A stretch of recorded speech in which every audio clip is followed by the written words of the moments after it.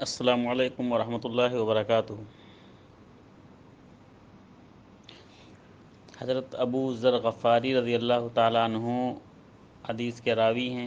کہتے ہیں کہ نبی کریم صلی اللہ علیہ وسلم نے ارشاد فرمایا، تبسمک فی وجہ اخیک لک صدقہ،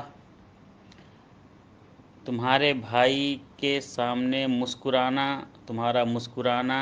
تمہارے لیے ایک صدقہ ہے۔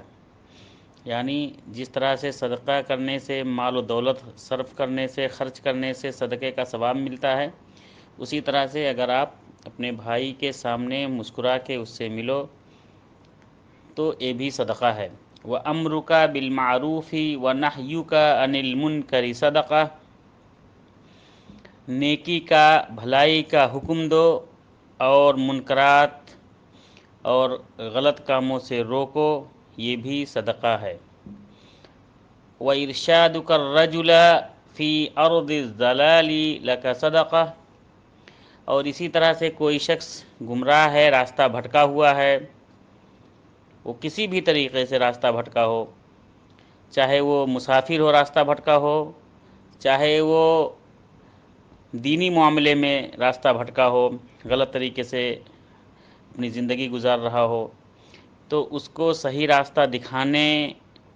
اور صحیح راستہ بتانے کے لیے جو انسان کوشش کرتا ہے،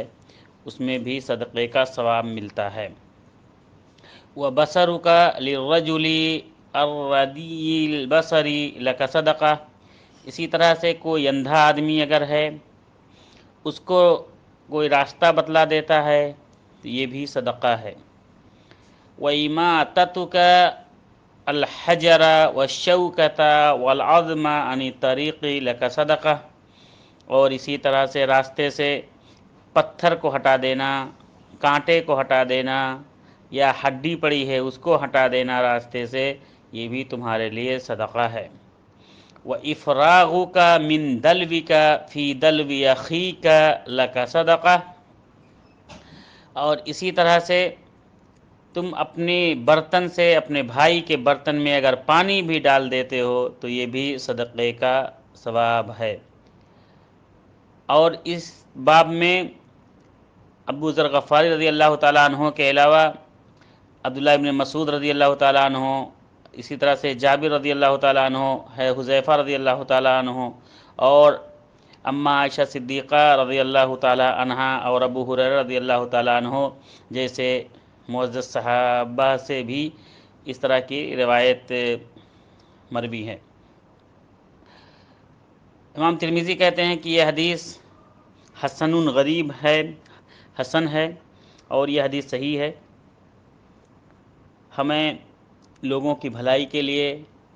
ان کو اچھے کاموں کا حکم دینا چاہیے۔ اگر کوئی برے راستے پہ ہو، غلط کام کر رہا ہو تو اس کو اس سے روکنا چاہیے،